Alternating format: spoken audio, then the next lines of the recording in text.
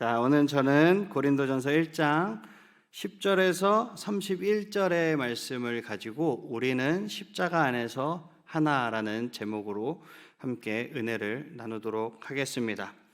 이 풍자와 교훈을 주는 이 우화 가운데 가장 유명한 것이 무엇이 있을까요? 우화 이야기.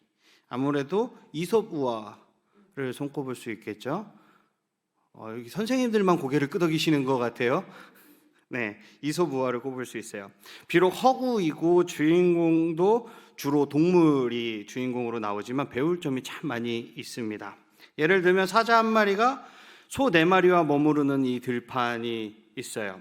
사자는 여러 차례 소들을 공격하려고 했지만 소들은 그때마다 꼬리를 이렇게 서로 맞대고선 단결을 합니다. 사자가 어느 방향으로 오든지 그 가운데 한 마리의 그 소의 뿔로 다 방어를 해 나가는 거예요. 그런데 그 소들 사이에서 다툼이 일어났습니다. 그리고 그 후로는 들판 구석구석으로 소들이 흩어져서 있게 되죠. 그러자 사자는 한 마리 한 마리씩 소를 공격할 수 있었어요. 그래서 마침내 4마리의 소들을 전부 다 사자가 잡아먹어버리게 되죠. 이 소 4마리가 단결을 하면 사자보다는 소의 승산이 있습니다. 그런데 흩어지게 되면 사자에게 승산이 있는 거죠. 소들의 장점인 이 수적 우세가 사라졌기 때문이에요. 이와 유사한 이야기가 이 성경에도 기록이 되어 있습니다. 우리를 삼키기 위해 두루 찾아다니는 대적 마귀가 있어요. 사탄이 있어요. 마귀는 그리스도의 몸인 교회를 공격하기를 좋아합니다. 성도를 흩을 수만 있다면 하나님 나라의 일을 비생산적으로 만들어서 결국 그들을 쓰러뜨리려고 하는 거예요. 하나님은 이 복음이라는 것을 전하기 위해서 전파하기 위해 이 일을 교회의 일임을 하셨습니다. 지역 교회의 한 부분인 저와 여러분들을 통해서 하나님 나라 세우는 것이 하나님의 계획입니다. 십자가를 중심으로 우리가 모일 때 우리는 복음을 위해 강한 힘으로 일어설 수 있습니다. 약한 자의 계략에 맞설 수 있도록, 악한 자의 계략에 맞설 수 있도록 하나님은 우리를 화목하게 하시고 강력하게 방어할 수 있게 우리를 도와주시는 분이십니다. 단결은 꼭 필요한 방어선일 뿐만 아니라 복음을 온 천하에 전하게 하시는 그 임무에서도 필수 요소 중에 하나죠. 그래서 오늘 이제 하나하나씩 키워드별로 살펴보도록 하겠습니다. 우리 첫 번째 키워드 큰 목소리로 한번 읽어보도록 하겠습니다. 시작! 네, 예수님을 잘 믿기 때문에 신앙의 모델로서 영웅처럼 혹시 여러분 따르는 사람이 있습니까?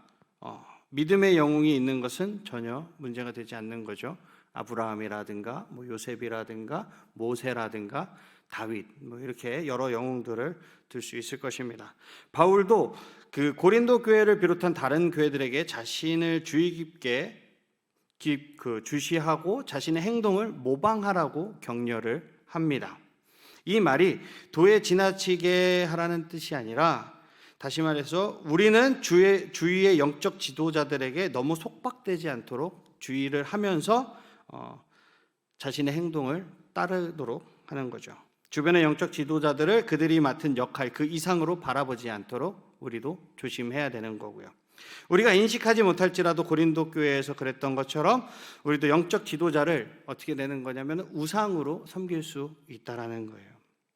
고린도 교회는 지도자를 따르기만 했던 것이 아니라 그들과의 관계를 자랑거리로 여기면서 그것을 토대로 거만하게 굴려고 했던 거예요. 오늘 본문을 한번 보도록 하겠습니다.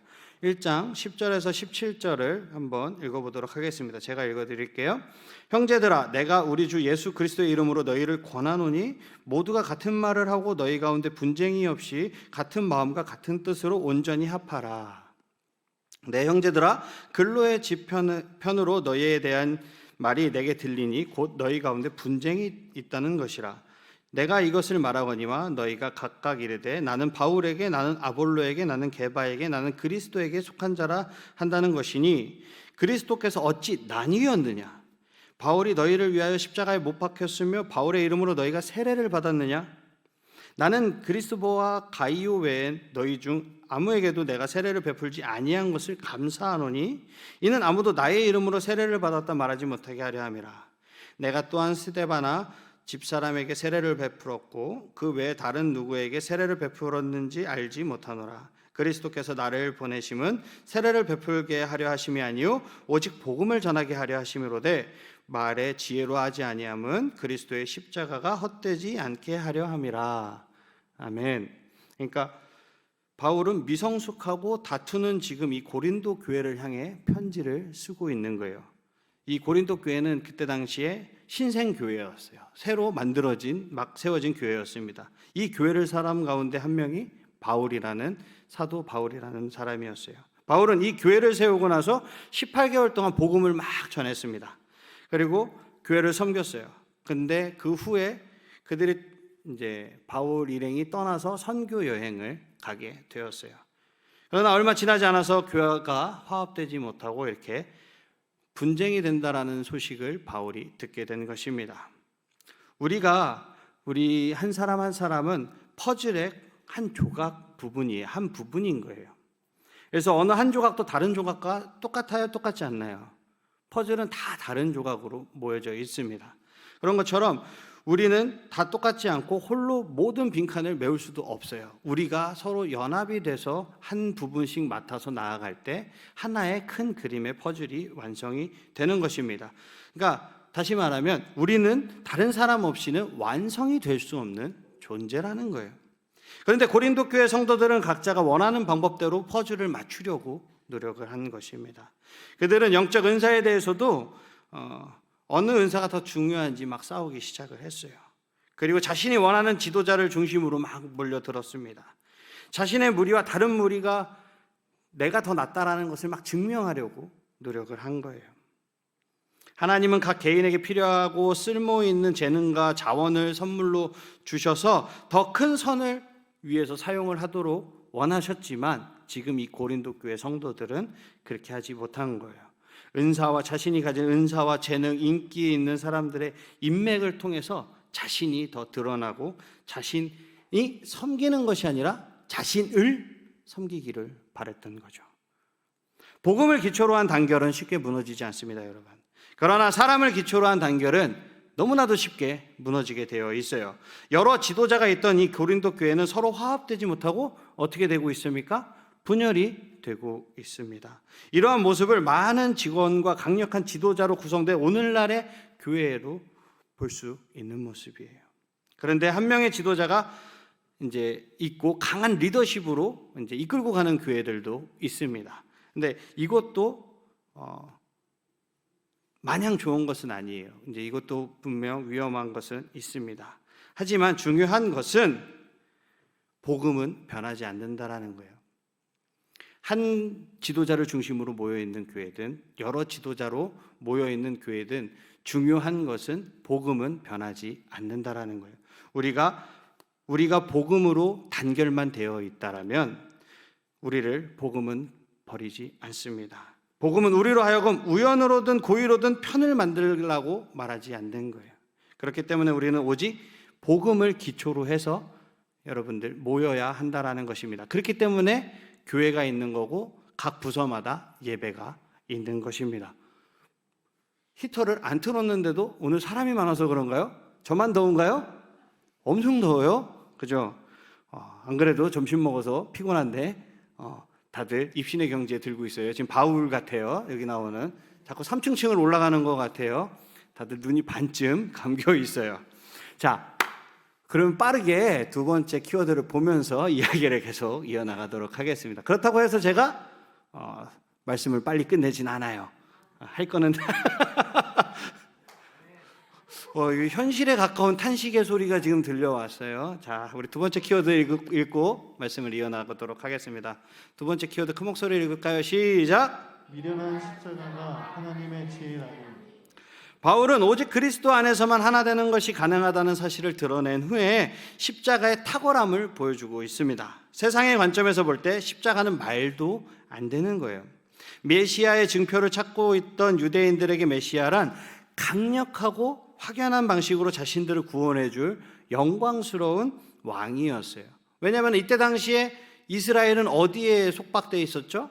로마라는 나라에 속박이 되어 있었어요. 그러니까 정치적으로 로마를 무찌르고 우리를 그걸 뭐라 그러죠? 독립시켜주고 구원에 이르게 할 이 정치적인 메시아를 원했죠. 그런데 자발적으로 죽음의 길로 들어간 무식하고 하찮은 갈릴리 출신의 인물은 이 유대인들이 보기에는 메시아와 어울리지 않는 사람이었던 거죠.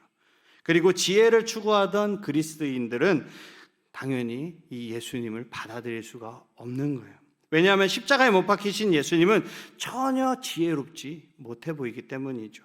본문 18절에서 25절의 사이 말씀을 우리 교독으로 한번 읽어보도록 하겠습니다. 십자가의 도가 멸망하는 자들에게는 미련한 것이요 구원을 받는 우리에게는 하나님의 능력이라.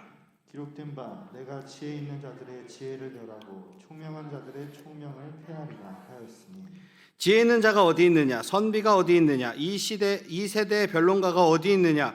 하나님께서 이 세상의 지혜를 미련하게 하신 것이 아니냐? 하나님의 지혜에 있어서는 이 세상이 자기 지혜로 하나님을 알지 못함으로 하나님께서 전도에 미련한 것으로 믿는 자들을 구원하시기를 기뻐하셨도다.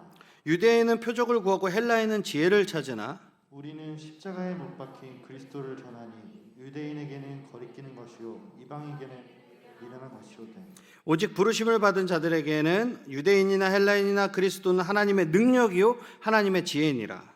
하나님의 어리석음이 사람보다 지혜롭고 하나님의 약하심이 사람보다 강하니라. 아멘. 하나님의 생각은 우리의 생각과 다르고 그분의 길도 우리의 길과 다릅니다. 하나님이 십자가를 사용하셔서 그분의 백성을 구원하시는 건 역시 이 범주에 속하는 거예요. 십자가형은 노예와 외국인을 사용하기 위해 로마가 택한 방법입니다. 로마인의 경우에는 반역죄를 범해야만 십자가에 못 박습니다. 이러한 이유로 인해 유대인은 십자가를 볼 때 자신들을 점령한 나라의 폭정을 아무래도 떠올릴 수밖에 없겠죠. 그들이 오랫동안 고대해 왔던 메시아가 결국에는 자신들이 제일 경멸하는 그 십자가에 못 박힌다라는 것은 그들이 볼 때는 어처구니 없는 발상 중에 하나죠. 유대인은 자신들을 억압으로부터 해방시켜 줄 분이 바로 메시아라고 여겼기 때문이에요. 그래서 예수님의 십자가 사건을 본 사람은 그분을 메시아로 여길 어떠한 가능성조차 남겨둘 수가 없었던 거죠. 메시아에 대한 개념 자체가 달랐기 때문이에요. 그리고 이방인도 이 십자가를 어리석은 것으로 치부해 버립니다. 사형당한 죄수를 영웅으로 간주할 수 있는 사람은 아마 없을 거예요. 왜냐하면 표면적으로 보기에는 예수님은 죄인의 신분이기 때문이죠. 세상의 지혜는 십자가를 어리석은 방법으로 간주합니다. 하지만 하나님은 십자가를 통해서 세상의 지혜를 어리석게 만드셨어요. 십자가는 자신의 힘으로는 절대 용서받지 못할 죄인을 용서하기 위한 하나님의 크신 계획이었습니다. 신생교회였던 고린도 교회는 복음이 인간의 관점에서 무의미하다는 사실을 기억해야 했어요. 그들 가운데 어느 누구도, 그리고 우리 가운데 어느 누구도 하나님의 은혜를 받기에 합당한 사람은 한 사람도 없다라는 것입니다. 그러나 바로 이 어리석음이 그리스도인들을 결속시켜 주는 것입니다. 우리의 모든 차이에도 불구하고 우리가 천상의 하나님 창조자로부터 받은 과분한 용서와 풍성한 영적 축복이 우리를 더 단결하게 만들어주는 거예요. 우리의 배경, 영적 은사 혹은 우리가 고수하고 있는 우리의 의견과 무관하게 우리는 십자가를 통해서만 영생을 얻을 수 있습니다. 복음은 그래서 그리스도인들에게 공통 분모인 것입니다. 우리 세 번째 키워드 한번 보도록 하겠습니다. 세 번째 키워드 큰 목소리로 읽어볼까요? 시작! 자랑할 게 없다는 걸 알아. 바울은 겸손을 통해 화목할 수 있다는 사실도 언급을 합니다. 본문 1장 26절에서 31절의 말씀을 보면은 형제들아 너희를 부르심을 보라. 육체를 따라 지혜로운 자가 많지 아니하며 능한 자가 많지 아니하며 문벌 좋은 자가 많지 아니하도다. 그러나 하나님께서 세상에 미련한 것들을 택하사 지혜 있는 자들을 부끄럽게 하시려고 세상에 약한 것들을 택하사 강한 것들을 부끄럽게 하려 하시며 하나님께서 세상의 천한 것들과 멸시받는 것들과 없는 것들을 택하사 있는 것들을 폐하려 하시나니 우리 29절 한번 읽어볼까요? 시작. 이는 아무 육체도 하나님 앞에서 자랑하지 못하게 하려 하십니다. 너희는 하나님으로부터 나서 그리스도 예수 안에 있고 예수는 하나님으로부터 나와서 우리에게 지혜와 의로움과 거룩함과 구원함이 되셨으니 31절 읽어볼게요. 시작. 기록된 바 자랑하는 자는 주 안에서 자랑하라 함과 같게 하려 합니다. 어디서 자랑하라고요? 주 안에서 자랑하라고 합니다. 하나님이 어떤 사람들을 지금 택하고 계십니까? 하나님이 선택하신 사람들은 지혜롭거나 권력이 있지 않았고 그리고 훌륭한 가문의 그런 출신 성분도 아니었어요. 오히려 연약하고 하찮으며 멸시당하는 사람들을 하나님께서는 택하셨습니다. 그들의 이력서에는 화려한 경력이 하나도 없는 거예요. 하나님은 왜 세상이 간과하고 있는 이런 사람들을 선택하셨을까? 바울이 이 질문에 대해서 2차례에 걸쳐 답변을 하고 있습니다. 아무도 자신의 행위를 자랑하지 않고 오히려 하나님이 행하신 일을 자랑하도록 하기 위해서였다는 거죠. 이러한 하나님의 선택, 이런 선택은 우리에게 하나님의 은혜를 상기시키고 우리를 겸손으로 인도하는 것입니다. 우리의 구원은 우리가 누구인지 무슨 일을 했는지에 달려있지 않아요. 우리가 우리 자신을 자랑할 수 없는 것은 우리 안에 자랑할 만한 것이 하나도 없기 때문입니다. 신실하고 사랑이 많으시며 의로운 심판자이신 그 하나님을 아는 것은 우리에게 큰 영광이고 큰 명예입니다. 그리스도인으로서 우리에게 자랑할 것이 참 많이 있어요. 교회 건물 외관에 대한 선호도가 다를 수 있고 주일 예배의 세부 사항에 대한 견해가 다를 수 있습니다. 어느 교회는 찬양을 먼저 하고 우리처럼 이제 말씀을 듣고 이렇게 하는 데도 있고, 그리고 봉헌을 우리는 따로 이제 봉헌 시간을 갖지 않죠. 들어오면서 입구에 봉헌을 하고 들어오지만 어떤 교회는 이렇게 설교가 끝나고 광고를 하면서 봉헌을 하는 교회도 있고 찬양을 하지 않는 교회도 있고 여러 교회가 있어요. 하지만 우리는 다른 사람에게 하나님이 신실하고 사랑이 많으신 구원자로 가리킬 수 있다는 점에서 마음을 모을 수 있는 거죠. 그런 교회 예배의 형식과 그런 틀이 중요한 게 아니라 우리가 신실한 하나님을 전할 수 있고 그 복음 안에서 하나 될 수 있다라는 거예요. 우리의 시선을 자신의 능력이나 편견 대신에 예수님께 우리의 시선을 집중할 때 그분의 이름이 널리 퍼지게 되는 것입니다. 그리고 또한 기쁜 마음으로 온 땅을 향해 그분의 선하심을 선포하려는 그런 열정이 생겨나게 되는 것이죠. 말씀을 정리하도록 하겠습니다. 바울은 복음이 사람들의 기대를 뒤엎고 구원에 대한 모든 자랑을 끝낸다라는 사실을 상기시키면서 고린도 교회의 분열을 다루었습니다. 예수님은 우리의 지혜, 의, 성화, 구속이십니다. 따라서 하나님의 백성에게는 이기적인 자랑이나 분열이 있어서는 안 되는 거예요. 사랑하는 청소년부 친구들, 세상이 바라보기에는 교회가 의미 없어 보이고 못난 것으로 보여도 우리에게는 천국 소망이 있음을 믿으시기를 축복합니다.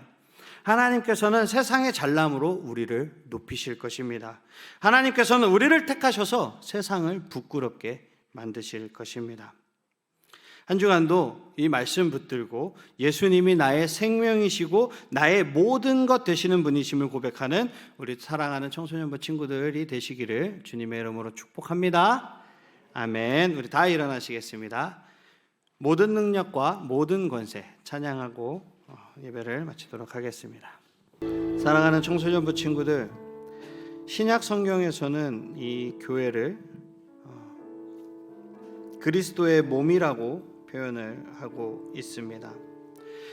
교회는 그리스도를 머리로 해서 이 땅에서 그리스도의 대리인으로 존재하며 활동하는 것입니다.